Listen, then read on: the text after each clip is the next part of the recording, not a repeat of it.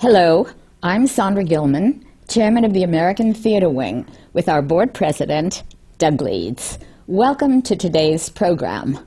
We'll be back later to tell you more about the work of the American Theatre Wing. But right now, please join us for another edition of Working in the Theatre.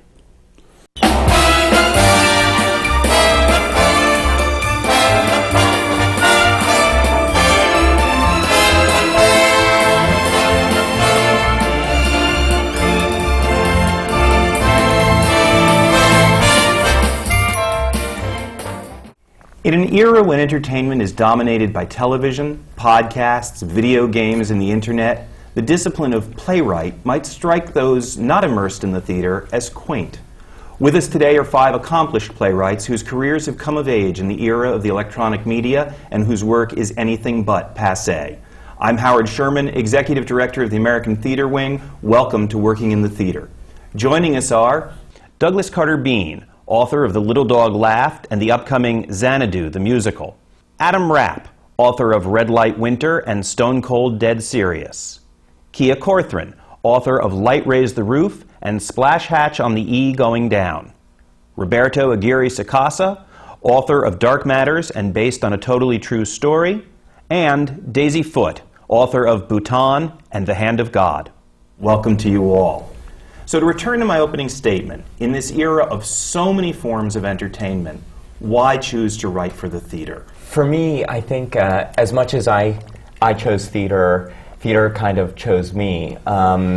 Originally I thought I was going to maybe be a reporter, but I started doing plays and I started sort of feeling simpatico with fellow theater people and realized, oh, this is kind of where I want to be. But I had always wanted to be kind of a storyteller, and it sort of felt natural that the stories I wanted to tell would sort of fit on a stage. Also, I love collaborating with theater people, working with directors, actors, designers, and then ultimately collaborating with the audience in creating the experience. So I kind of just naturally gravitated towards that. Daisy, is it the family business for you, given your father is a well-known playwright, your sister is an actress? Yeah, I mean, I don't know how I got started. I suppose that, I was influenced by that, but it comes very naturally to me, And I write movies, too, and writing movies is a sort of like a fun puzzle, but it doesn't have the same natural feel for me that writing a play does. And I love being in my office with a play, it just sort of... things come out that I never could have imagined, and so it's something that's just very much a part of my being. I can't imagine not doing it. Yeah, I guess I feel similarly, and when I have an idea, I'm just drawn to. Sometimes I want to write some other form, and I can't. That's drawn to the theater, but also, I mean, I've done a teeny bit of television, but also because my themes are inspired politically. It's really important to me exactly what that message is going to be. And in TV, of course, there are so many people involved that it could be skewed in a different way. And so, and I'm very excited by that live connection between audience and the people on stage, and that this is a singular moment that will never be repeated. It's because it's this connection between those people in the audience and these people on stage on this evening. All that immediacy is very exciting for me. Adam, you started writing novels. So how did you shift, but though you continue to write them? So where's the choice? Yeah, for theater? It's interesting. It's probably 2 reasons I think I got involved. One is that writing fiction is very lonely, and it's very solitary, and there's not a lot of people around. And my little brother was acting in a lot of plays in New York when I moved here, and he was in John Guare played Six Degrees of Separation. And so I would go see that because I had no one to hang out with, basically. And then I started hanging out with actors, and I thought if I wrote a good enough play, that I could have people to hang out with. And that's truly, honestly, and I also thought it would be a good way to maybe meet a girl. Like, when it comes down to the sort of real simple reasons why I tried to do it, that's why I tried. But I fell in love with it because I think the event of affecting an audience on one particular night, that they get on a subway and they walk to the theater and they buy a ticket and they walk into the theater and they witness something. There's nothing like it for me. Nothing compares to it. I used to draw a lot when I was a kid, and I think for fiction writing I was tapping into something that was very visual for me, but I think with theater it actually is another expression of that, where there's something in a frame that's happening and there's a story three-dimensionally passing through space and time, and I think that's something that's held me in the theater as well as the fiction writing. Doug, why theater? Two things that everyone here has so far said or touched on. One is the actual event of live theater, which is just exhilarating. I'm always very moved by it. Every time I go into a theater, there's that moment when the lights go down and I just feel everyone in anticipation. And I'm touched by it every time. I do feel like it's kind of like we're like hanging around the campfire, gonna hear a tale. You know, I love that, and I love when something sad happens and you feel everyone in the room just kind of inhale just a little bit, or when a plot turn happens. And I see movies all the time, and it's not the same in a movie. You don't feel that vibe of everyone going like, oh, that doesn't happen in a movie. It's just it's an amazing thing. That also, I work in film and occasionally have dealt in television. There is a expression that I hear all the time in my work, which is, no one's going to get that, or that's a little too obscure, or that's a little too, and suddenly you realize that that little rough edge is being taken away from your work and it's becoming a nice big bland bowl of oatmeal that I love, that I'll go off and start talking about something that's very important to these characters, or they'll have a discussion about a very mundane but interesting thing, and it doesn't fit into a rule that they've read about. See, in movies, they go to school now how to make movies, even though they don't know how to write them. So they'll say, on page 12, you need to have this happen. And when I'm doing a play, even if it's really in trouble and nobody's happy with it, there is a sense that everyone's trying to somehow help me say the story I need to say. And it's a very, very wonderful thing. So when you come up with a story idea, since you all do write in other forms than just the theater, do you find yourself thinking, is this a theater story, or is this a novel, or is this a screenplay, or, Roberto, is this something I can express through, if not the comics that you write, a graphic novel? For me, I generally tend to think of any kind of story idea that I have first as a theater piece, and a lot of my plays have what I think a lot of people would consider more either cinematic elements or genre elements, aliens or monsters or things like that. And I find it really an interesting challenge to get those stories on a stage. Like, I get really excited by that. You know, whereas I kind of, there's a part of me that knows, oh, this maybe would be easier if I wrote a movie about aliens or a movie about monsters from the ocean, but how can I create that in a sort of idiosyncratic kind of theatrical way on a stage? So with the exception of when I'm working on comic books, on superhero comics, almost everything that I think of, I first start out thinking, oh, how can I put this on a stage in front of an audience? And how can I use the limitations and sort of forget about the limitations at the same time? Yet, when we think about the stage, limitations come up a lot in terms of the number of people you can put in a story, what you can physically put on a stage. Do you have to edit yourself when you're writing for the stage? Adam, I saw you nodding. Oh, absolutely. I mean, I always imagine the room that these characters are in, and if there's usually a door and there's usually a window, and I like to work with weather, and I like to work with why people leave. And if they leave, they have to have a really good reason. So my first act might be an entire scene in this one room, and that's happened a lot in a lot of my plays. And what I found that's so different in writing for film is that you want to get in the room and you want to get out as soon as possible, and you're writing 2 to 3 page scenes. So the craft of writing drama it's this compression, and it's this sort of quick fix thing, whereas when I'm writing for theater, I can take my time, and you can use sort of real time and real space, and characters can breathe, and they can really want what's in the other character's pocket, and they can really take their time getting there, and you can really drop like story plot points in a way that's much more framed and theatrical and takes its time. And that's what I love about it. I was watching Clute the other night, and that's the one thing I was struck by in that movie was how short the scenes are. I mean, I've seen it before, but I think it's partly because of this movie I'm working on writing right now, and I'm trying to kind of make it a little more cinematic and less like a play. And I was struck by that, you know, and the thing about the play that's so great is that you have this, you know, you can really explore these characters and their language and the time that they're in this room, and out of that, the naturalness of that, these things can be revealed that are so kind of, you know, shocking or surprising, and so I just love that aspect of it. You said you were trying to write a little less like a play and more like a movie. Has cinematic language, has television language affected you? I think everything. The thing I found now is I went back a play I wrote, As Bees and Honey Drown. They're getting ready for a West End production. And I looked at it, and a huge plot point happens with a tape machine. Someone goes home and listens to their answering machine. And I'm going, oh my God, an answering machine. Who has those? Mm-hmm. So things like cell phones, the way people talk on cell phones now is fantastic because they're soliloquies. People are now used to people standing and just talking like this. People are used to hearing things fractured.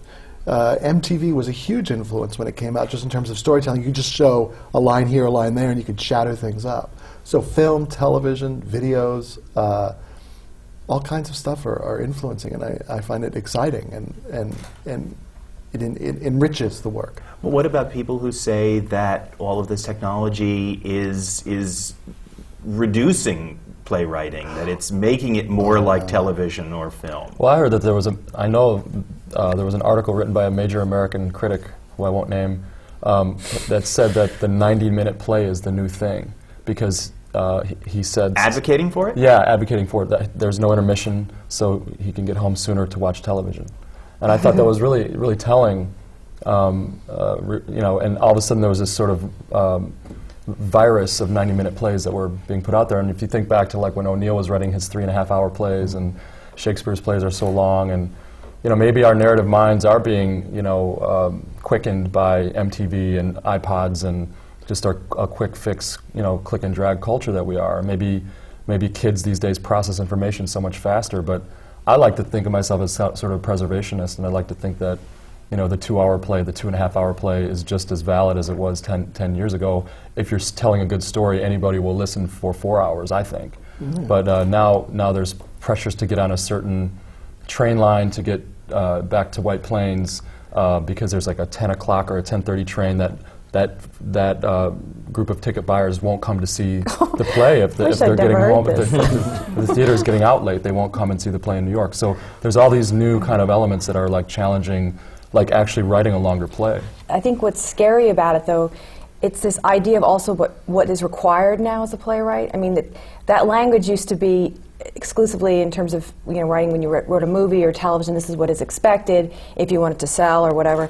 And you never felt that quite from writing a play. You never felt that language getting into the conversation. And it's becoming more and more like that because I think it's, unfortunately, because people are getting more worried about selling tickets. They're like thinking, well, maybe if we made them more like movies or more like this, it would work, you know, and it's just a really dangerous, slippery slope to get on. But then every once in a while there'll be some astonishing O'Neill revival with a movie star in it who's returning to the stage. That what I think is so hilarious. I'm not saying it's exclusive. Everyone will go on and make these speeches about, oh, the theater must be the show. Yeah, and absolutely. then yet Iceman comes to Broadway, everybody's standing in line for a ticket to sit in a theater uncomfortably for 5 hours. Yeah, but they'll also put somebody very famous in there. I'm saying it becomes, but that event... It needs a movie star. An event, a movie or an actor returning to the stage after... Or a rap star from Lorraine Prince.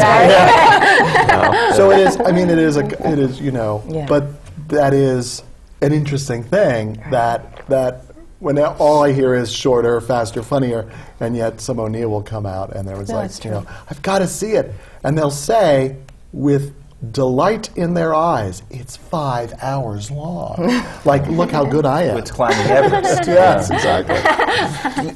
Since everyone here is under 50, are you conscious in your writing of trying to write work that will appeal not to the people who are going to be jumping on the train to White Plains, but for a younger audience? I mean, my like dream would be to have everyone who's going to like Mercury Lounge and the Knitting Factory coming to the theater, and that's 18-year-olds to 40-year-olds who are kind of alternative, intelligent alternative people. Those people. I'm in a band, so I know a lot of those people, and they don't even think about the theater, and that's my goal, is to get people who don't think about the theater to come to the theater. So I'm trying to write about people. The people I'm drawn to writing about are people who aren't really involved in theater, and so I'm doing my best to kind of, I'm drawn to writing younger characters. I like writing older characters too, but I'd like to think that there is a new audience that wants to come. I think what I know of the people at this table's work is that there is a sense of the history of theater. Like we know the guys and the gals from the past, but we are reaching out to I feel like we're reaching out to younger people and people of our generation and younger, and saying, like, here are the stories with what the tools we've learned from the old guys. These are the stories, this is what's going on now, and this is how we're distilling it. Do you all look for kind of something dangerous, something new in when your work is done, or are you trying to stay within the traditions? Kia, is that something? How do you keep the excitement both for yourself and for the audience? Well, a few years, actually, it was right after 9/11. It happened. I happened to be doing this production. It was an older play of mine that had never had a full production about women in prison, and this small theater picked it up and wanted to do it at this place, The Point in the Bronx, which is it's the community center in the Bronx, which is a really cool space. They do dance and things like that. So it was like 3 performances in the South Bronx, and it was completely 150 seats or something. It was free to the community. It was packed every night with people, from the community and a lot of young people. And actually, my favorite thing was there's a part. It's about women in prison. There's a part where the women kiss, and there were these teenage boys who sort of came in the back because they'd seen it like the night before, and then after the women kissed, then they left. They just came for that part. I mean, of course, it was practically volunteer. You couldn't make a living, but it was great to do it for that moment. Was really exciting. New York is a real estate town too. It's tough to find. We were putting this idea of Xanadu together. We wanted to do it in a roller skating rink in a dance hall, which is what the movie is about. And what I wanted the play to be about was the muses of classical Greek mythology coming down to earth in 1980, before AIDS and bad art happened. But there was it come down, and they would be in this roller rink. And we went to all the roller rink spaces, and it's about real estate. I said, I want to be in a bank. I want to be in an old theater. I want to be in an old deserted movie theater. There's no such thing as an old deserted theater in Manhattan. I mean, they don't exist. It's tough to find an alternative space that way. So it's a challenge. I think it's a little less so doing stuff out of town. Like you said, in Manhattan, it's so much about the real estate, but it's such a joy to me to go see plays that are done outside of New York. One of my first plays was done in Atlanta at a theater that kind of catered only to 20 and 30-year-olds, and you could go in literally with a bucket of beer bottles and the energy of that is completely different, and how they respond to the play. It's not quite audience participation, but it kind of is, and I think that happens when you leave the traditional kind of midtown theater spaces or uptown theater spaces. You get the ideas of the proper etiquette of going to theater sort of break down a little bit, and I think plays are meant to be produced wherever they're produced, churches, basements, wherever. I think it's real, and I always get really excited when I go to like a back room of a bar that's putting on, like the tradition of pub theater is such a great tradition. So I get really excited about that, and I also feel like that kind of brings something out in the work that maybe a traditional theater space wouldn't. Do you know what I mean? With a kind of more traditional set design and more traditional subscription base, all that stuff, it just gets a little more exciting, which is always terrific, I think. I'm curious about who are your influences? Who are the people that you think most influenced the kind of work that you do, whether they are other playwrights or just other writers or it's almost like you should shout out the ones and we should say if we're not influenced by Exactly. who is not influenced by Chekhov. I'm sorry. I mean, it's like there are But are there particular people that you feel very passionate about the work that meant a lot to you? I'll say, when I actually realized this playwright had this great influence on me, but I didn't realize at the time. I knew when I was in college, I read his plays, I loved them, but it wasn't until later I realized how much he had an influence. He was David Rapp. And actually, so The Basic good. Training of Pavel Helmuth is one of the most amazing, incredible plays ever written. Sticks and Bones. And then actually it's interesting because because that was one of the early plays that I read and just loved it, contemporary plays. And then New York Theater Workshop did A Question of Mercy by Dave Rach, was this AIDS play. And I was sobbing, and that has never happened to me. And then that I remember in that way in the theater. And then I went to the new group did Hurly Burly, and I laughed like I've never laughed. And so I thought, I think this playwright really affects me. I think he's amazing. I think more than anybody, like when I think back on the playwrights that have affected me, I think this is such a cliche, but Pinter, he does so much with tension and so much with the mystery of what's between people, and he keeps people in rooms for a long time. And I just think that's such an enormous challenge that he pulls off so effortlessly. So I learned a lot reading his plays. I learned a lot reading Carol Churchill's plays. I think when I read Mud by Irene Fornés, my head was spun around. You know, Sarah Kane's Blasted taught me that you can do anything in the theater if you're brave enough. And of course, you know, I read a lot of early Shepard and John Guare's work. His sort of he has such a whimsy with language, and yet he's able to ride this tension between like high stakes and silliness, you know, like nobody else. And so I've taken from a lot of people, and I've learned from a lot of novelists too, a lot of contemporary novelists. And I think John Updike and I think Cormac McCarthy's work, just in terms of character and voice, and I think a lot of Edith Wharton's work, like The House of Mirth, was like one of the greatest novels I've ever read. So it's kind of been pulling a lot of voices. And Doug, you mentioned Chekhov, but certainly your more recent plays, I think people wouldn't look at and immediately say, "Oh, these are Chekhovian." Well, I think that Chekhovian because they're about sad people trying to joke their way out of situations. I mean, I love Chekhov because there's just this undercurrent of despair, and people are just sort of glib about it, and sort of making jokes about it, and sort of, haha, here we are, what can we do? I mean, I love it. Chekhov, Tennessee Williams, I love. Huge influence on just the absolute sloppiness of his writing is a delight. What do you mean by because, sloppiness? well, if you read people the usual people I'm compared to are like the Noel Coward and the Kaufman and the Philip Berry, and there's a concise sort of machine at work, and there's a structure underneath it that's very solid, which I love doing and I enjoy doing. But there's sort of this vomit of poetry coming at you in Tennessee Williams. You're like, what? Stop talking this stuff at me. It's just... Also an overripeness to the language, Yes, sort that of you just go, almost a and luridness. I love it. I Yeah. just absolutely... I love...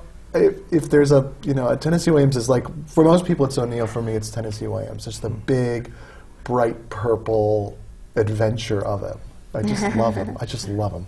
I love Tennessee Williams as well, although I remember the first time I saw or read some of his plays. Recently they just revived something last summer here in New York, and I remember the first time I read it or saw the movie, or I think saw a televised version of the play or something. I had no idea what any of the characters were talking about because the language was so, overripe and juicy, and the characters seemed so over the top to me. I knew I loved it, but I didn't know what the hell they were talking about.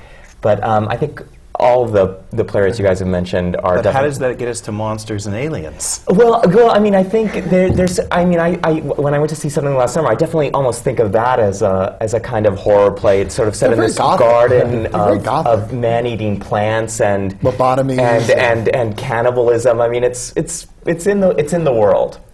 But I think another playwright that was a huge influence for me because I grew up in Washington, D.C., which has a terrific classical theater, the Shakespeare Theater, in fact, where I worked before and while I was becoming a playwright. So every year I would see 6 or 7 plays by Shakespeare in really beautiful productions. And I think I learned more about kind of contemporary storytelling, watching those plays and watching those productions, than I did from any other playwright. And you know, Shakespeare had ghosts. Shakespeare had monsters. You know, his epic form, I think, and his ability to bring in, you know, kind of low and high culture elements, which is something that I do. I draw on novelists. I draw on comic books. I draw on movies, soap operas. All that stuff is sort of kind of gets filtered into my work somehow. You know, I think unconsciously, I don't set out to put in all those elements, and frequently, in fact, say, okay, I'm going to write a play, no monsters, no, you know, gay characters, and pretty soon there's like a kid who's creating a Frankenstein monster, and the Frankenstein monster's gay in his bedroom.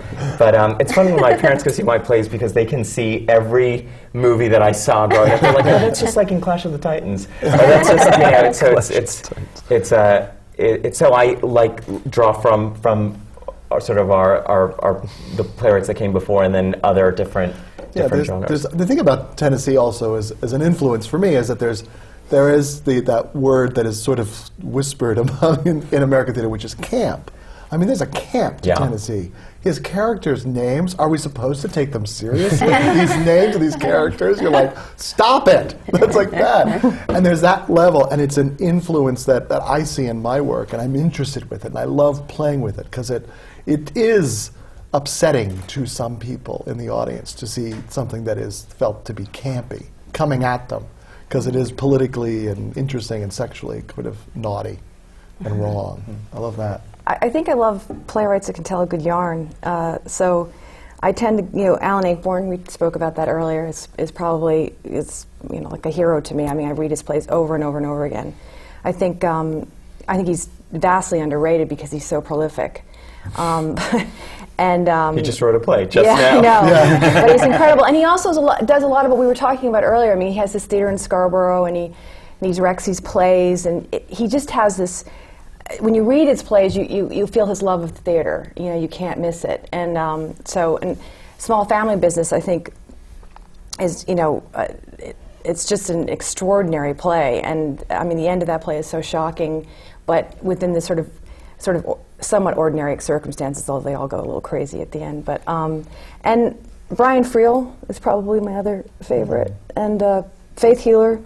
I saw a production of that with Donald McCann, and I've never gotten over it. And up at Long Wharf, and it was just, you know, it was one of those things you dream about. Well, with that, we're going to take a very short break and hear a few words about the other work of the American Theater Wing.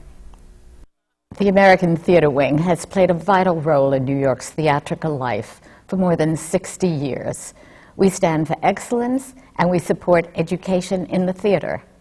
Best known for creating the Tony Award, our work reaches beyond Broadway and New York. These seminar programs, which are supported by the Annenberg Foundation and the Dorothy Strelson Foundation, are an unequaled forum for discussions with today's most creative artists. Downstage Center's in-depth interviews are heard on XM satellite radio. Our grant and scholarship programs support New York theater companies and theater students. And since we began, we have given away more than $2.5 million. Our theater intern group helps young people who are just starting in their careers build a professional network.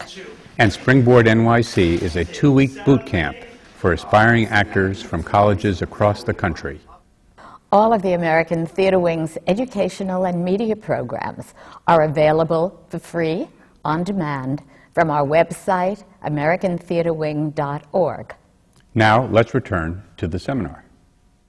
We were talking before the break about influences, and now I want to ask you about how you really began to develop as playwrights. And specifically, were you taught to be playwrights, or did you simply learn to be playwrights? I picked it up off the streets. I did. I mean, I got a job when I came to New York. I worked at the Drama Bookshop, and they had a fabulous policy there, a fantastic policy, which was, because they wanted their staff to be knowledgeable, you could take a play home, any play off the shelf, and take it home at night and read it. So I had the most amazing World Theater library, and I just read plays. And I had no idea of which was the good O'Neill and the bad O'Neill, so I just read them all. Yeah. So, and I just reading plays, it excited me, because originally I was trying to be an actor, and I was thinking, oh, I'll be an actor. And the more I would read these plays, I would go, this is really an interesting form. The spoken voice is fascinating. It's really great. But you're self-taught. Perhaps I should have taken a correspondence course in second acts or something. Yeah, I mean, I'm fascinated by structure. That interests me. And I also started reading books on structure, but really old ones, and hilariously, like, Van Druten. There's actually a joke in Little Dog Laugh where the woman talks about Thornton Wilder is a big influence on this character of Diane, and the fact that she openly addresses what's going on in the play, and she says, the structure of a 3-act play is this. And I just got that from a Van Druten book, which I thought was just so funny. Like, here's how you do it. Oh, good, I'm relieved. So on the flip side, Roberto, Yale School of Drama, and in fact, you had some seminars with Kia. That's right. Kia came in. So let's put you on the spot. I eventually ended up going to Yale, but I started writing plays much earlier than that.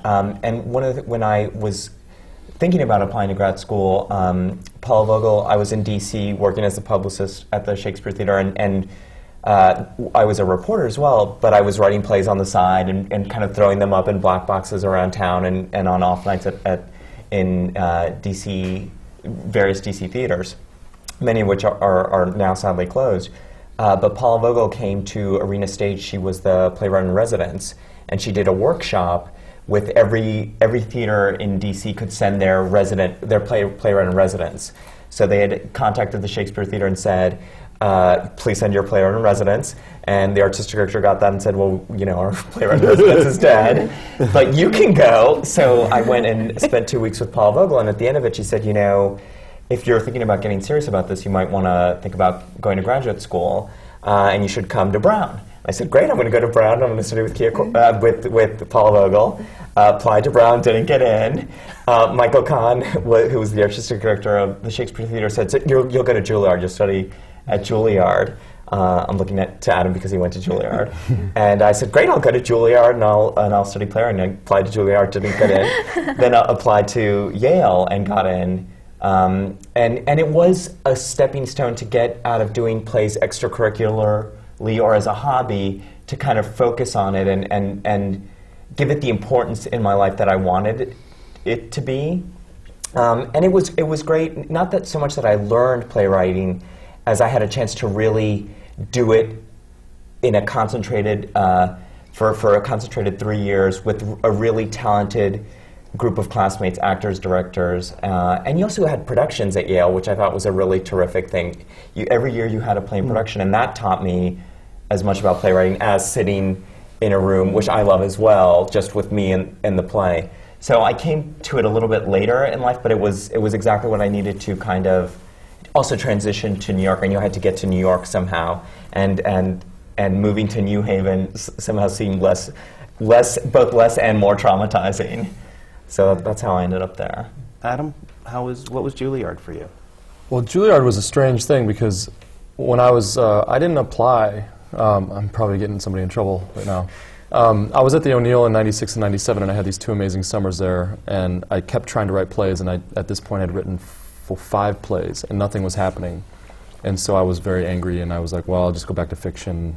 I'm getting my books published, and I'll just do that. And I have an audience there, and I was very, had a big chip on my shoulder. And I got a call from Juilliard, and they asked, Joe Kramer said, Marcia Norman would love to meet with you. Are you interested in the program? And I said no, because I was like, I'm not going to write plays anymore.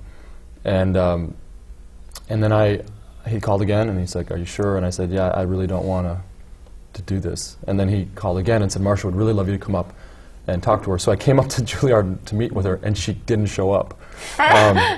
She had some emergency, and then I was just really frustrated. And then they called and said, would you like to come? And I said yes, because they said they had health insurance.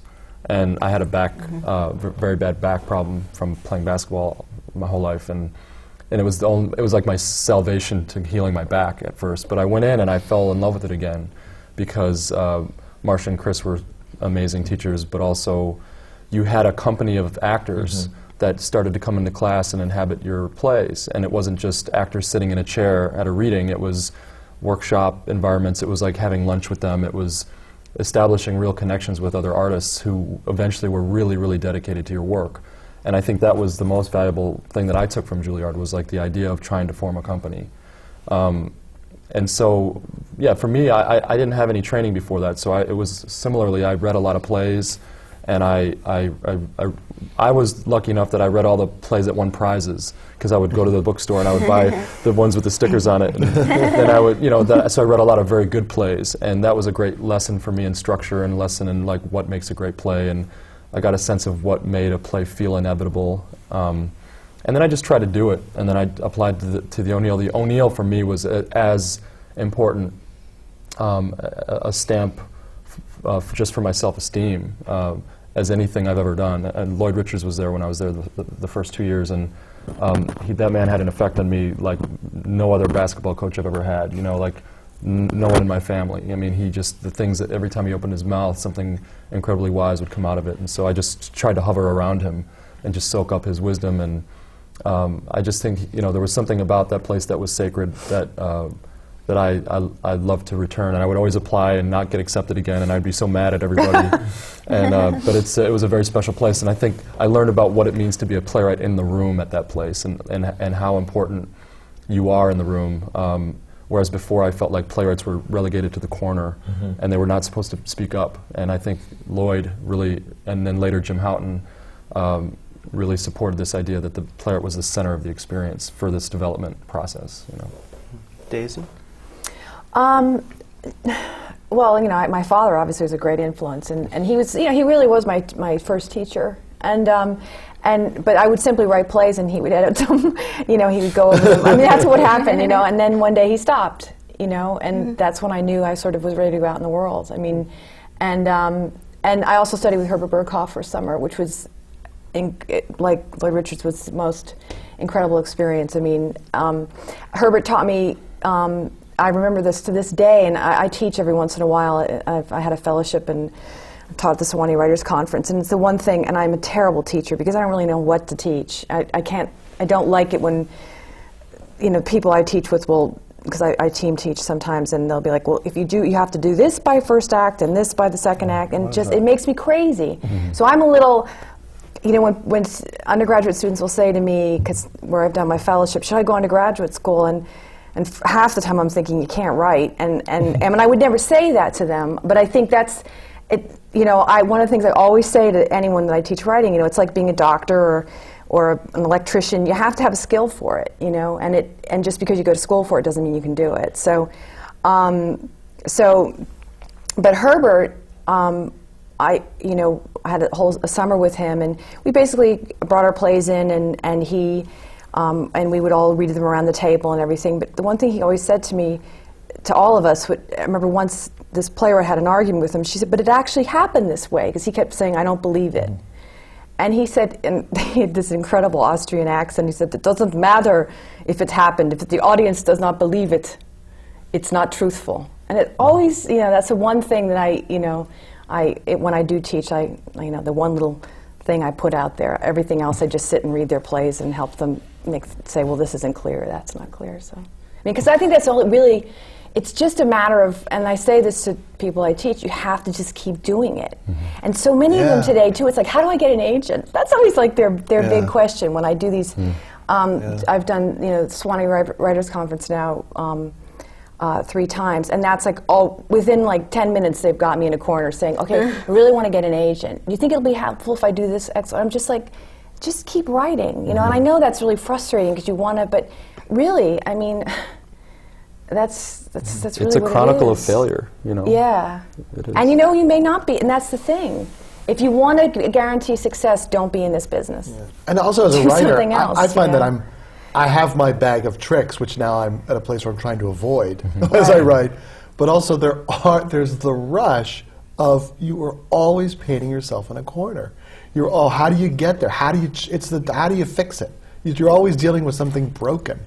It's a constant puzzle. It's a delight. It's like, we haven't heard from this. There's an actress in a dressing room right now. very angry. Get her on that stage. How do you bring her back? You know, or with what for the Little Dog Laugh, which was fun for me, was dealing with the fact that I had realized when I was well into the first act that I had created 4 characters who were pathological liars. And so like, well, how do we know what's really going on with them? And then I kind of said, oh, well, we could do what, you know, Eugene O'Neill does and have them speak their thoughts. So that'd be kind of interesting. Let's do that in the middle of scenes. Just because I'm frustrated, I'm getting angry with them because they're all liars, you know? And that, I love the challenge of that's the delight for me. And I don't know how you would teach that joy. How do you teach that hunger? How do you teach that interest in complicating your life more? Clearly, a vital relationship for any playwright is the relationship with a director. And I'm wondering if you all can talk a bit about either how you seek directors or how directors find you, and to what degree you have control over who directs your work. Kia, I'll ask you that first. I do have control. As a matter of fact, I remember years ago, it was kind of my first major production was at the Goodman, and they had sort of were thinking of a particular director, and I was unsure about the director, and I met with him, and while there were many aspects that I liked, it just didn't feel like we quite clicked on the play. So I went with another director, and but I remember people were quite surprised, especially because it was so early in my career, because apparently I had no idea that the Goodman was considered this sort of director's theater, and that was the reason that I would be. I mean, they had commissioned me to do this play, but that was a director who had worked with them many times, but I felt that he wasn't going to get it, and so I have been. Now that's not to say I haven't made mistakes many times picking the wrong person, because you never know. You can have a great conversation, then you get in there, and it doesn't quite work out. More recently, I've had much better collaborations with directors. I've met people that I work with well, and the interesting thing is, I mean, everybody has different ways of working with their directors. The directors that I have the best collaborations with, this is actually their idea, not mine more so. They want me there every day in rehearsal and auditions too. And I mean, sometimes midway I get a little bored myself. But it's interesting because there are some directors that can be very threatened by that. But I've actually found the ones that that we have the best relationship, and they have the best relationship with everybody in the room, with the director, with the actors, with the designers, are ones that really welcome that collaboration. Yeah, I totally agree with that. Yeah, I mean, I've been very lucky. I've only worked with one director I didn't feel that we connected with, and that was a particular type of director who just sort of went into the middle of the stage and sighed and said, "What do we do now?" to the cast, and I was just like, "Oh, he's like a sheep herd. He's not like a director." I had fantastic experiences with Mark Brokaw. I've had a fantastic experience with Chris Ashley. I did Scott Ellis is doing this. He's doing my next play. I like, they become really close friends because you're talking if you're writing, you're talking about, well, this is what this is about in my life, and suddenly you share incredible things with them that you don't normally share, or this is the feeling I'm going for, and you're talking about that. So I think it's I'm blessed. I know it, and I know it because what irritates me also is when you become a good writer and you get to know writing, is when you go see a play that has just been trashed, and the play is good. Yeah. It was a lazy director. It was a bad director. And that is an anger, which is a deep-seated anger. You just go, oh! Yeah. Tell her to put the damn cup down and let's hear the lines. These are beautiful words. Yeah. That's a frustration. I was just thinking when you were talking about your first production, I think it's so hard for young playwrights who are so hungry to get that first production that, and I've certainly fallen prey to, I'm so desperate for this theater to do my play, I will absolutely let you direct it, let whomever direct it with whatever cast. And I think that, someone said earlier, ultimately kind of the playwright's role, once you've written it, once you're in there, it is to kind of make sure your child is being taken care of, or do whatever you can to make sure that the story you want to tell is being told. In as close a way as possible. Like a curator or something. Yeah, like this is what was meant. This is what the author meant here. So it's for me. It's a lot. I just recently did a show at the Rousick Theater, Playwrights Theater downtown, with a classmate of mine at Yale. We hadn't worked together at school, and we wanted to work together for a long time. A really terrific young director named Trip Coleman, and the show kept getting scheduled, and we kept postponing it because he got something and I got something, but we really wanted to do it together. And when it came down to, at one point there were some commercial people who were really interested in possibly doing the show commercially with another director. I kind of thought, I've been working on this with this director. I think he's perfect for it, and we're going to kind of keep it going. And he did a terrific job with it and got a great group of actors. We were talking earlier. It's only 4 actors, but they're various levels of experience. One actor who's been acting in New York for 30 years, and one is a kid who this is sort of his first play. He mostly does movies, and they all required a very different kind of. They had different needs and Tripp was able to fill them all. So I think now I'm starting to think, I'd actually rather not see my play the way I want to see it done, rather than it just be done for the sake of it being done. And you said something which is another thing I love about theater, is that everybody comes into the room with a different experience, a different set of credentials, a different life study. Like you will have, when you're working on a play, you'll have people who studied extensively. You'll have people who never studied and have only done theater. You have people who've studied amazingly and then went off and did movies, and they're doing the theater for the first time in 4 years. And they're all in the room together, and we're all trying to make it work. And I love that vibe. I love the feel of it. It's a great thing. It's a great community. And you kind of have to develop, every time you do a show, a new language with everyone. Yeah. Oh, you don't know what I mean when I say this, and you say, what's my goal? And I think, what goal? So it's I just had a thing with Johnny Galecki from the play was talking about a moment in his life. He said, and I wanted to cry, but then I thought, I'll just make a bad joke up in my head and I won't cry like Doug does in his plays. And I said, that is true. That's like the defense mechanism of all these characters, and it's kind of great that now it's in your life. You just kind of like, a bad joke. Okay, great. Now I won't cry. Adam, you've chosen to direct your own work. Yeah. And so that's a different dynamic, obviously. Why that choice? I got really frustrated, honestly. I was, even with successes, I wasn't really happy with some of the things that, results that I was seeing. I always just had this instinct that I could do it better and I could communicate to actors better, and I also felt more involved when I was directing my own work, because I find that when I'm the playwright in the room, I'm just this like punk rock voice that doesn't care what the audience thinks, and I become kind of chip on my shoulder type guy in the corner.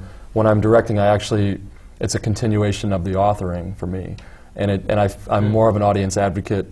I really want them to be involved in every moment of the story, and my play gets better. And I love working with actors, so for me, I was really afraid to do it at first, but I'd always had this instinct, and now I'm in love with it, and I think I forget that I'm the playwright. I just want to make the story work, and I'm not precious about my words. I'm not precious about moments that aren't working, and I just become kind of more of a rigorous storyteller, ultimately. And I really, really love it. And it's funny because there are a couple directors who I still work with and I love to work with, like Carolyn Cantor, who's the artistic director of Edge Theatre, Mike Bradwell, who used to run the Bush Theatre in London. He just stepped down, and I've stolen from directors, great directors who I've worked with, but just didn't feel like we would have like this relationship that would last beyond this one play. But I had a lot of experiences where I just felt like they weren't serving my play. They weren't paying attention to it, or they wanted some sort of concept to be put on top of the play. And when I was a younger playwright, and I didn't have the stature yet to sort of stand up, and I didn't feel I had the stature, I should say.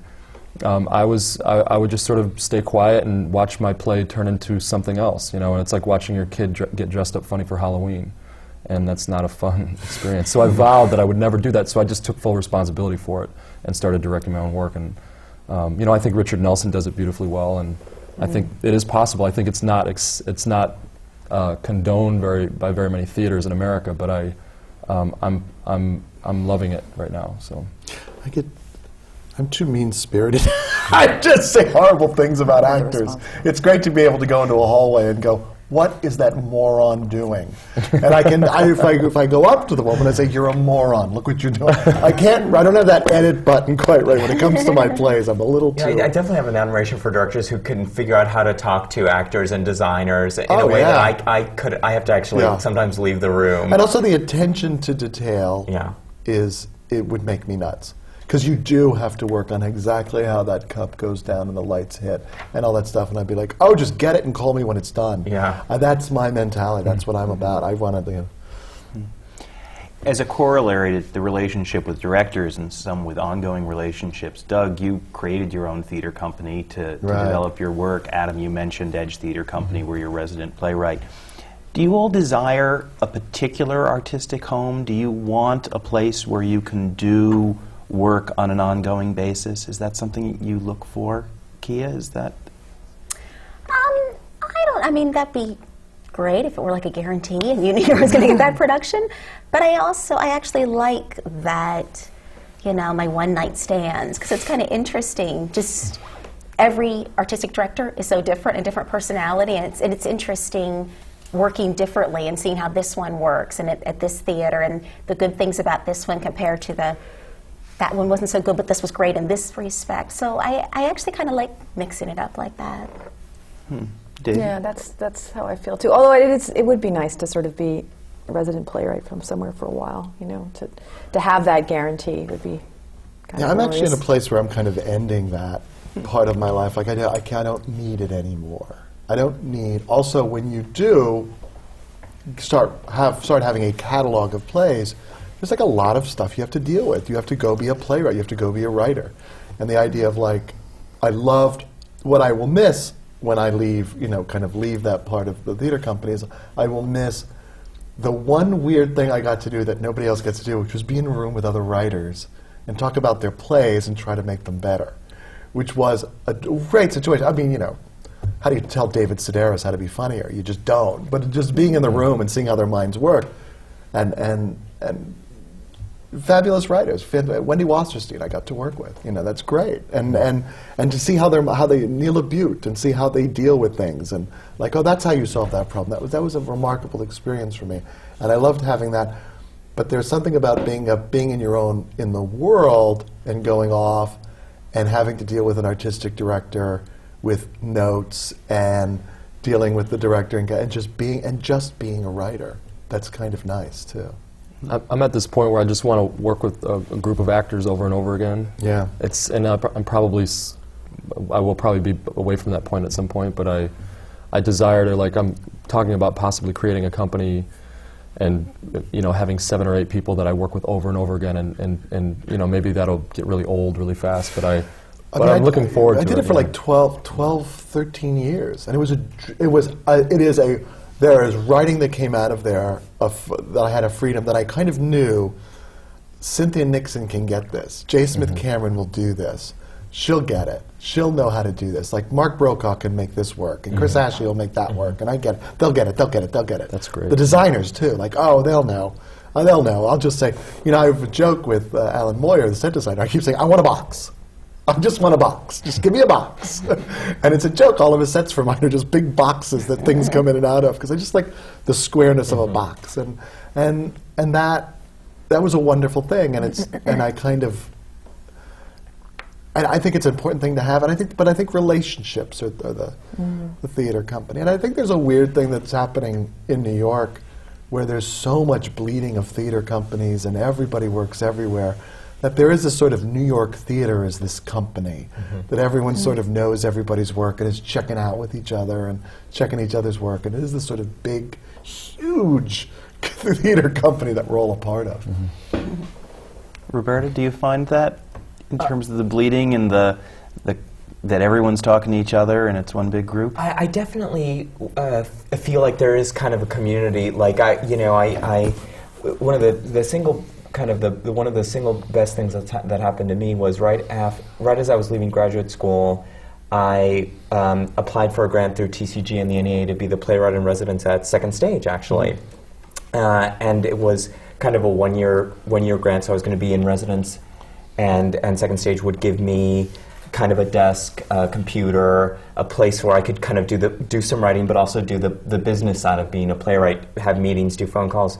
And I sat right 3 paces from the artistic director, Carol Rothman, and 3 paces from the associate artistic director, Chris Burney. And had a great time. They commissioned me to write a play. They produced my first play in New York. And at the end of the year, the grant was up, and I kind of said, well, what happens now? And Carol and Chris were like, stay as long as you want and as long as we have room. And I've sort of been there for 3 years now, and it's that kind of I can't kind of quantify or qualify, except that it's a huge support.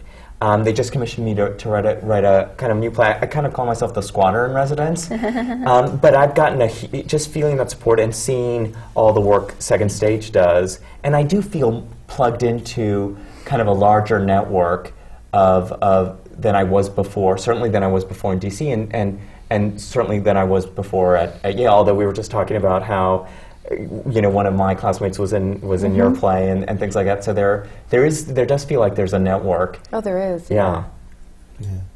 I mean, everybody that I'm working with at the Cherry Lane they're people I've known for 15 years. I mean, I knew Angelina when she was in LA, and she said she always wanted to do a play with me, and she did. So that kind of thing, and having those sort of trusting relationships with people, knowing that they're not going to do well.